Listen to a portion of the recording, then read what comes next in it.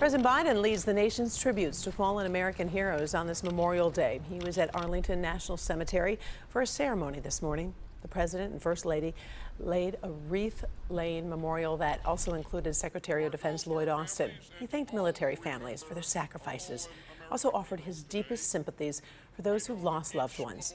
The President talked about why those sacrifices are so important. We're the only nation in the world built on an idea that we're all created equal. We haven't always lived up to it, but we've never walked away from it.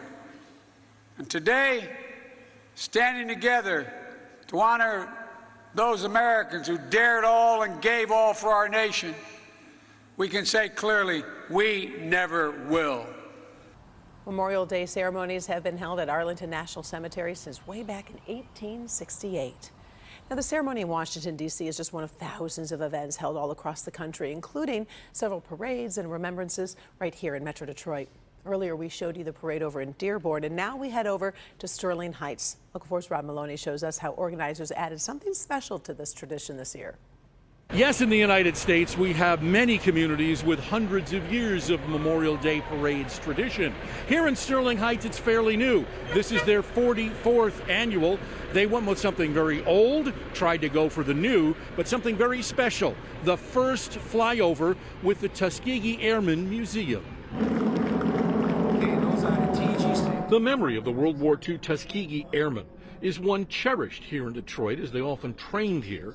They flew what they called the Red Tail Mustangs, bomber escort planes they used to prove that black pilots could not only fly, but do so successfully on an unprecedented scale.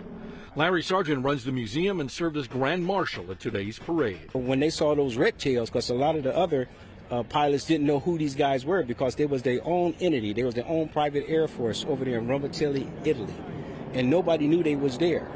And so all they saw was P-51s with red tails. And then when they finally found out that these was black pilots, they was absolutely shocked. And they was the best in the business. The very old tradition is the Sterling Heights-based 1st Michigan Colonial Fife and Drum Corps. Turns out, as founder Mark Logston tells us, there was a very important reason for this kind of traditional music played in George Washington's day. We speak for the dead. We speak for the Rev War guys who had to play fifes and drums in order to regulate their regiment's movements, in order to save lives. Drumming and fifing was used to signal the troops on what to do, when to do it, and how to do it. Of course, the parade route lined with children, so there was a lot of entertainment like clowns, bands, and crazy little cars like, in this case, miniature Plymouth Prowler replicas. The patriotic clothing and flags were everywhere as parents like Lindsay Veenwee look to pass along the tradition.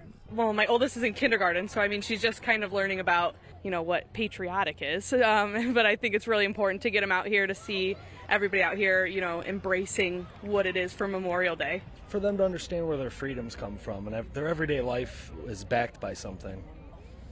That's important. They had a theme this year of victory through unity.